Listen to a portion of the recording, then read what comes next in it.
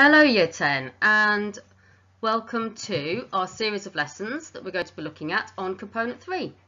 And Component 3 is our exam component which will make up 40% of your final grade.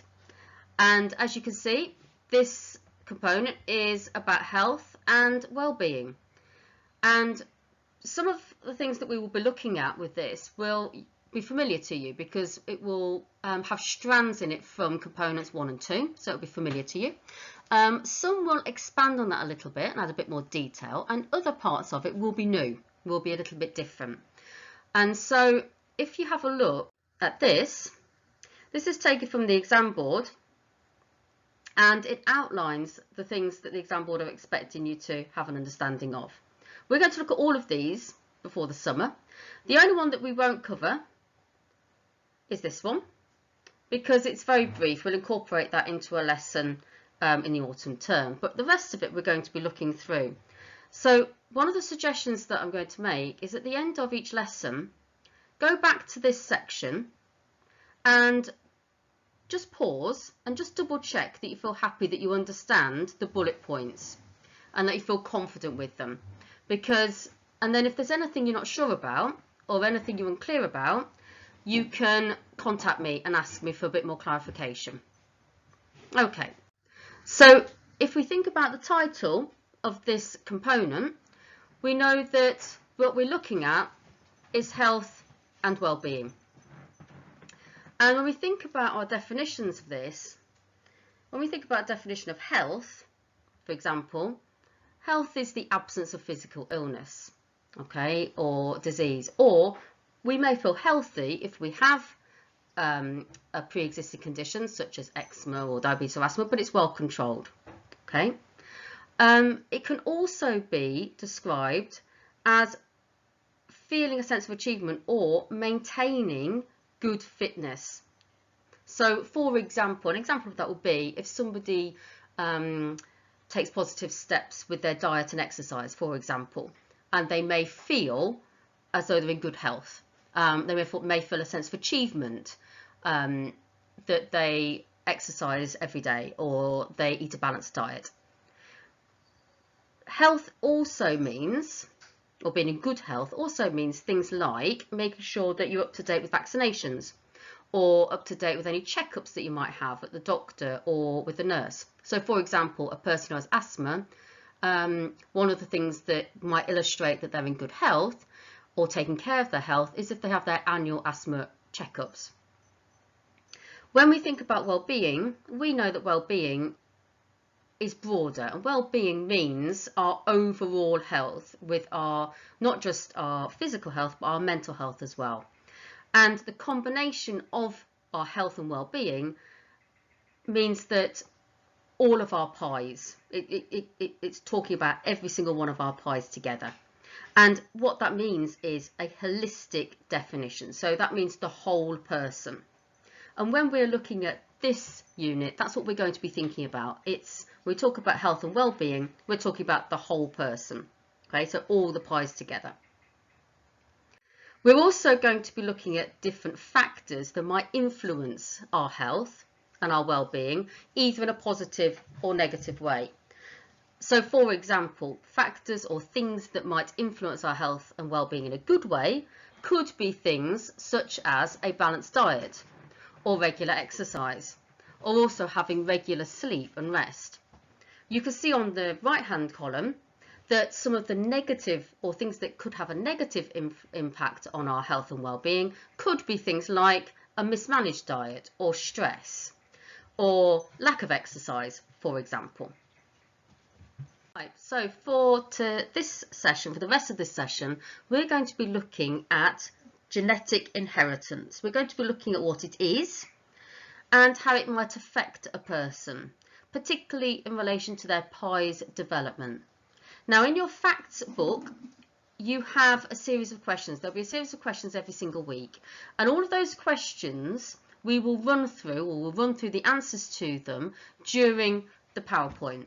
So it might be an idea now just to pause and to read through the questions so you've got an idea of what's coming up and so you become more familiar with them, and then restart it. Okay, so genetic inheritance. Genetic inheritance is everything that we inherit from our birth parents. So you can see I've got our diagram here and I've put one example. So one example of things that we inherit from our birth parents is skin colour. Maybe can I ask you to pause this for a moment and just try and think of maybe 4 or 5 more examples of things that we inherit. So pause it. If you can, jot things down. So if you've got a folder and a couple of sheets of paper, you can jot things down on, that'd be great. Or if you've got your exercise book at home, you can jot things down on there. That'd be great as well. And then once you've jotted them down, then restart and we'll talk through them. Okay, so skin colour's one. So what else do we inherit? We inherit our hair. So we inherit like the colour and also whether our hair is straight or curly. We inherit our eye colour. We inherit our facial features. We also inherit things like the health of our teeth as well. We inherit our height. We also inherit our blood group from one of our parents. So there's lots of things that we inherit from our parents. So our features, okay? But we can also inherit genetic conditions. Because when we think about genetic inheritance, this comes from our chromosomes. We have 23 pairs of chromosomes in each body cell. And in each of those pairs, one is inherited from the mother and one from the father. And these chromosomes contain genes. Sometimes, if there is a genetic fault or a mutation, that can cause a condition to be inherited. So a particular illness. And so when we talk about inherited conditions, these are conditions or diseases that are inherited. So they are things that a person has from birth, and therefore it affects their pies from birth. So these kind of conditions are passed down from one generation to another. And there are 2 kinds of inheritance. This is one of your questions for this week. If a gene is dominant, a child can inherit it from just one person who has this condition. An example of this is Huntington's disease. If the gene is recessive, a child needs to inherit it from both parents. Okay? An example of this is cystic fibrosis or sickle cell anemia. Dominant and recessive is one of your questions, so please make sure that you know that this week.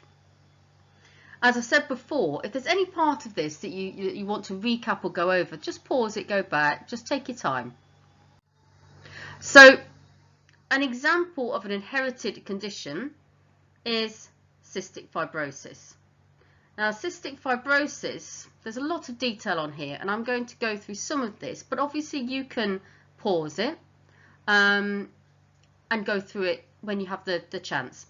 Cystic fibrosis is an inherited condition. It particularly affects the lungs and the digestive system. So it can cause problems with breathing. It can cause problems with digestion. And it can cause issues with life expectancy. And so if you have cystic fibrosis, some of the things that may happen is you may have recurring chest infections, for example. You may have a frequent cough. You might have shortness of breath, for example. You could have weakened bones. And so if we think about this particular condition, think about how this would affect a person's pies, what impact this would have. So we've got some examples here of how it could affect someone's physically, so they're, the P, they're physical pies. But if they have recurring chest infections, it obviously could affect them intellectually because they're missing school.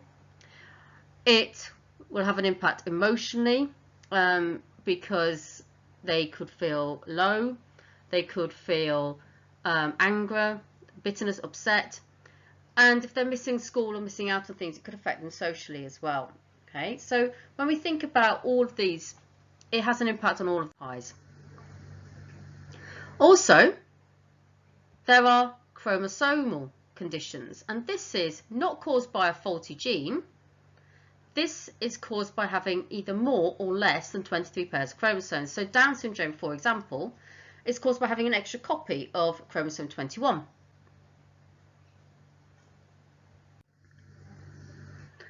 So Down syndrome is trisomy 21, is what it's called. It's a genetic condition. It's a chromosomal condition, and it's when a person has an additional, so one extra chromosome 21. People who have Down syndrome are more likely to have certain health conditions, such as heart disorders or hearing or vision problems. They may be more likely to have infections because of a lower immune system. Now, if you pause this for a moment and go onto YouTube, if you type in Down syndrome Emily's story, the first thing that comes up is this, Emily's story.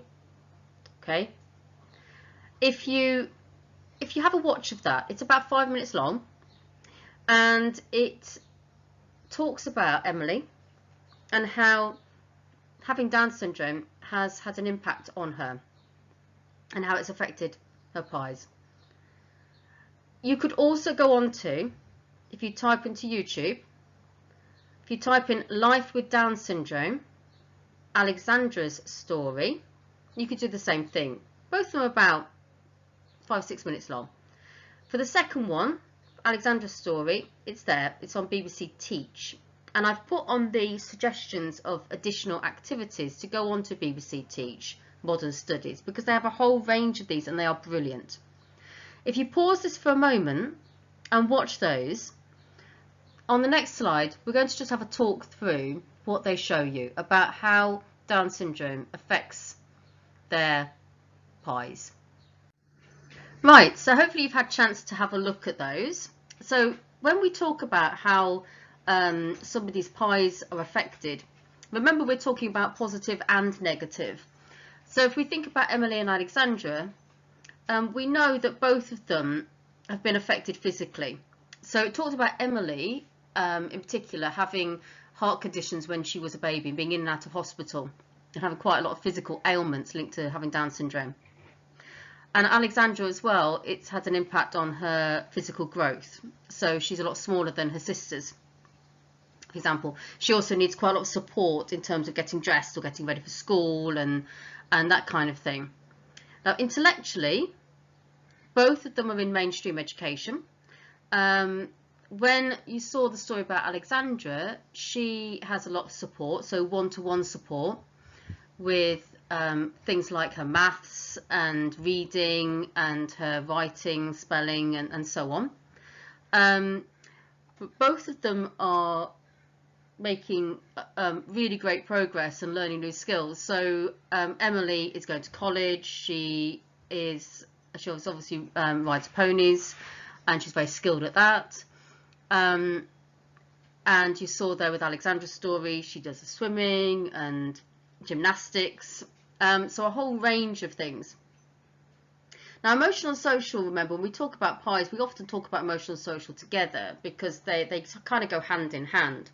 So emotionally, both of these girls have, I would say, good level of confidence, good self-esteem. They both have a very supportive family, network, and a good group of friends. They both have had a lot of support from school, and therefore they both come across as feeling secure and feeling content. Socially, they have a wide network of people who are supporting a wide range of friends. And for Emily, she obviously has a boyfriend as well. And so when we think about both of these case studies, when we think about the pies, the effect of Down syndrome on their pies, there's a lot of positive here. The negative, you could argue, is the physical impact that it has had and is having on them. Okay, so the last thing in today's lesson is predisposition. So what is predisposition? Well, a predisposition is where you have an increased possibility of getting a particular condition based on genetic factors.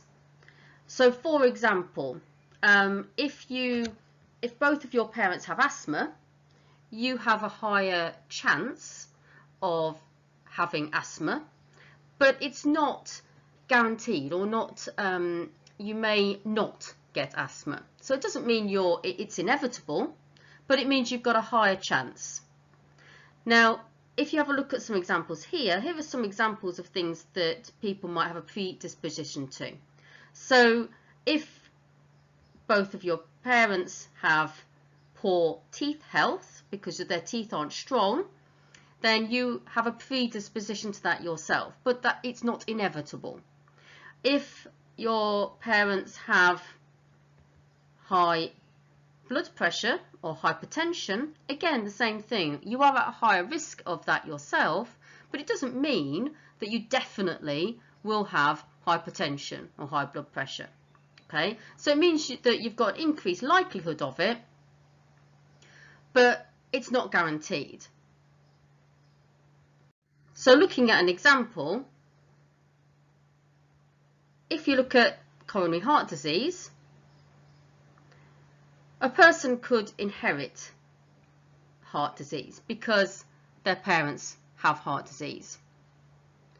But if they also have an unhealthy lifestyle, that is going to make the condition worse, which is why when we look at things that is a predisposition, these conditions are often due to a combination of genes, i.e. what you inherit, but also environmental factors. So if a person knows they have an increased risk of something, they can put steps in to reduce this risk. For example, a healthy diet, exercise, and so on. Okay, so this week, go through the questions, make sure you know them, because we'll recap them next week. If you can, have a look at some extension activities. I would suggest going onto the BBC Teach site. If you go onto YouTube, type in BBC Teach Modern Studies, it comes up with a whole range of videos. The ones I would suggest you look at is a video of either asthma or cystic fibrosis. So if you type in BBC Teach Modern Studies Asthma, it comes up with a case study. Same thing with cystic fibrosis, and you can do exactly the same thing we've done in this lesson. Jot down how each of those affect that person's pies. So for example, with asthma, physical, they may get out of breath and so on. So look at the case studies, how is it affecting them? I've also put on the facts booklet some suggestions of extension activities. So obviously have a look at those if you get the chance. But any questions or anything you're uncertain about, let me know. Okay, thanks so much. Have a great week, and I will see you next week. Bye for now.